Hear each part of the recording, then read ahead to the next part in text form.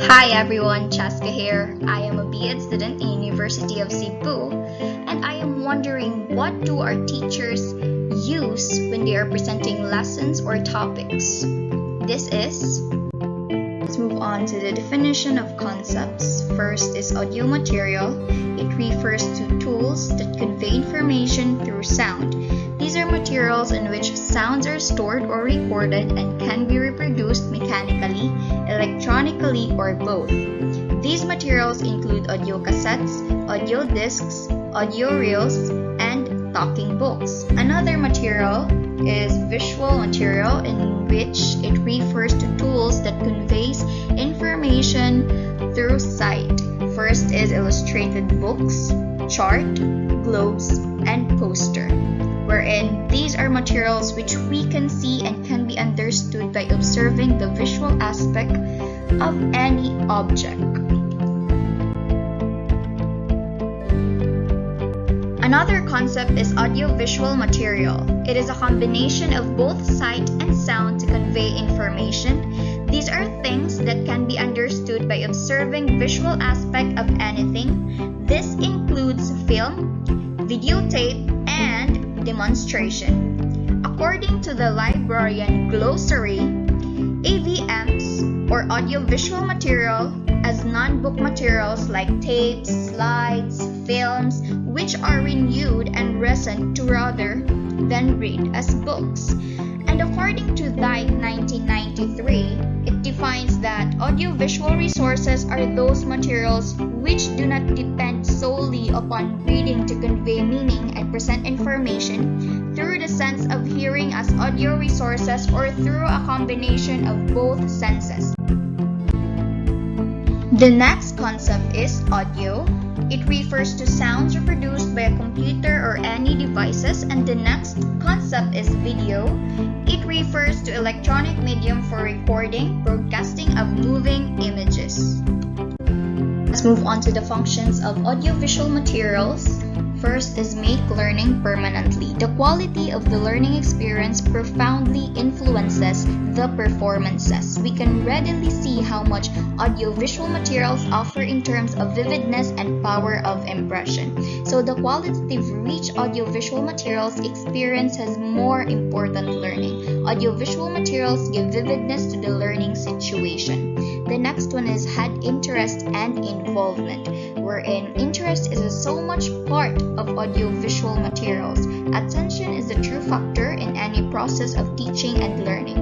Audiovisual materials aids help the teacher in providing proper environment for capturing and sustaining the attention and interest of the students in the classroom works. The next one is encouragement to healthy classroom interaction. The fourth one is it is a best motivator, because audiovisual materials are best motivators that students learn with more interest and zeal. They become more attentive.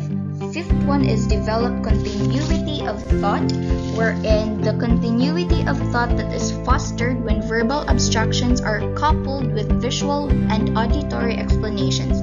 The attention-getting power of audiovisual materials and their simplicity combine to help the students think consecutive about a subject in his or her area. The next one is develop meaningful vocabulary, wherein the contemporary development of audiovisual materials introduce large and specialized vocabulary, since audiovisual materials supply a concrete basis for conceptual thinking. It enriched the words by meaningful concept to the students. Audiovisual materials not only correct confused or inaccurate or misleading conceptions, but place the correct responses concretely before the students. Last one is it stimulates self-activities, because it reports to experiment indicates that self-activities can be fostered by the skillful utilization of audiovisual materials. Audiovisual materials stimulate encouragement in preventing crime of a local community, improving recreational facilities, etc. Let's move on to types of audiovisual materials. First is audio media. It refers to the medium that is narrated, recorded with the use of audio equipment. audio media is recordings. It is a process of recording sound or a performance for subsequent reproduction or broadcast. It may come in cassettes or CDs. And under audio media is also radio broadcasts. It is a transmission of radio programs that can be live or taped. The prime purpose of radio is to convey information from one place to another through the intervening media without wires. Besides being used for transmitting sound and television signals, radio is used for the transmission of data in coded form. Another type of audiovisual material is visual media that can be used in any subject matter, especially presenting texts through visuals such as data presented through graphs, tables, and illustrations like pie chart, and project these through PowerPoint presentations. Under visual media is bulletin board. It is a form of display on a board wherein it is usually attached to a wall in order to display notices giving information about something. And next one that is under visual media is posters. It is a form of displaying information using pictures and texts. It is a temporary promotion of an idea, product, or event put up in a public space for mass consumption. Posters are designed to be both eye-catching and informative.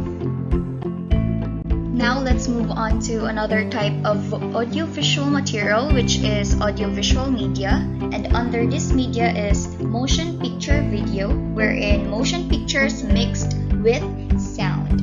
And this is a quick sequence of images depicting people or objects in motion, preserved on a recording medium and capable of being projected for viewing. Another one is films. It is a large sequence of animated scenes and sounds, in which it is also known as a movie or a motion picture. It is a series of moving images shown on a screen, usually with sound that make up a story. Let's move on to the uses of audiovisual material in teaching. First is to challenge the attention of the pupils, wherein the teacher here uses devices that can usually maintain the full attention of the class. This is generally true in the lower grades. Devices should never be used by the teacher as mere attractions. The next one is to develop the mental imagery of the pupils, wherein devices that stimulate the imagination of the pupils.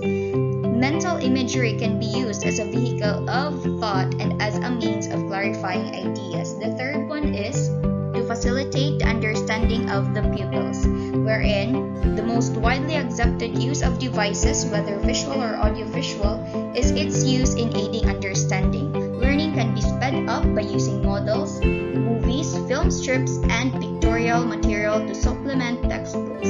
Material devices give significance and color to the idea presented by the teacher.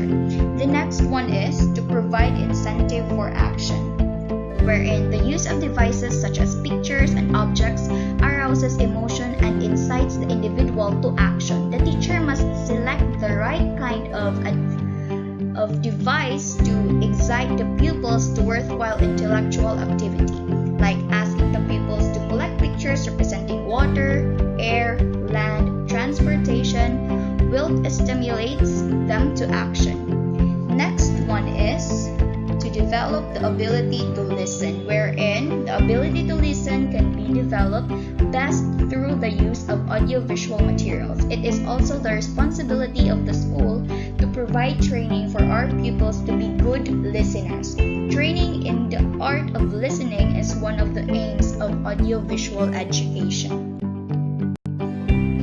Let's move on to the advantages of using audiovisual materials in teaching. First advantage is it provides diverse teaching techniques for learning, because it helps the teacher to use video lessons, demonstrations that can be helpful in the lesson. The next one is simplify and clarify complex topics, wherein the teacher can use the information in the video about a specific topic that can help students to easily understand the lesson.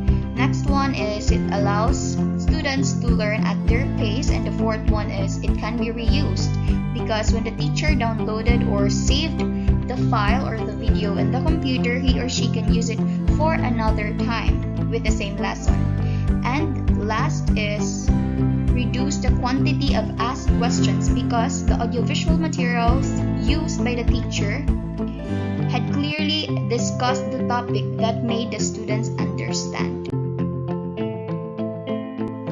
Now let's move on to the disadvantages of using audiovisual materials in teaching. First, it requires correct use. Second, not all concepts can be taught. It's because some videos that the teacher might use that he or she assumes is helpful to the lesson, but the truth is the video lacks some important details or points of the lesson that is needed to be learned. Third one is does not guarantee learning.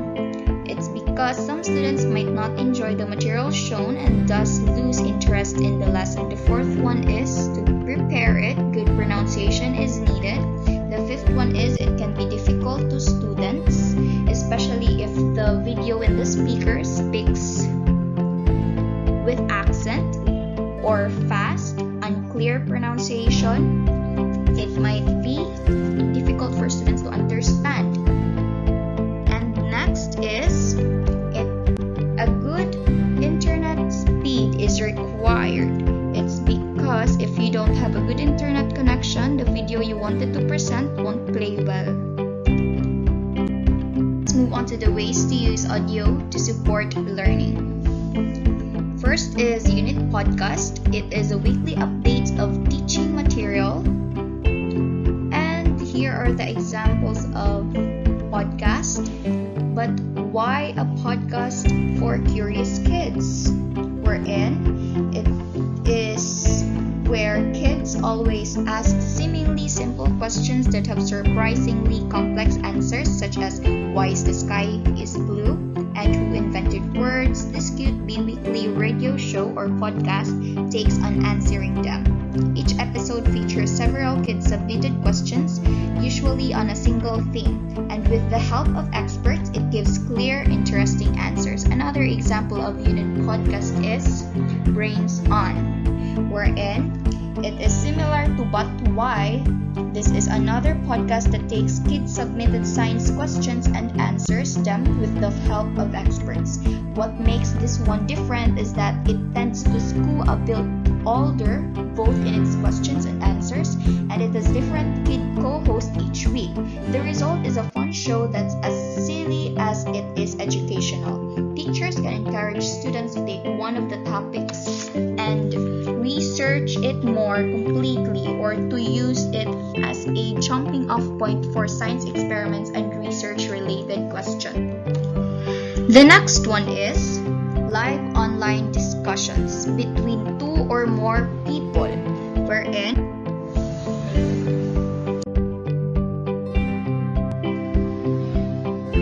another one that is used that supports learning is interviews with subject matter experts, wherein it can be used as core or support for lessons, and interviews with subject matter experts, it allows you to learn more about the topic from the people who know it best, so you can add the depth of your content that is needed to stand out and get noticed. The next one is student-generated recordings. It is used as part of learner activity and record evidence. And the next one is recordings of public lectures can be used for different context subjects.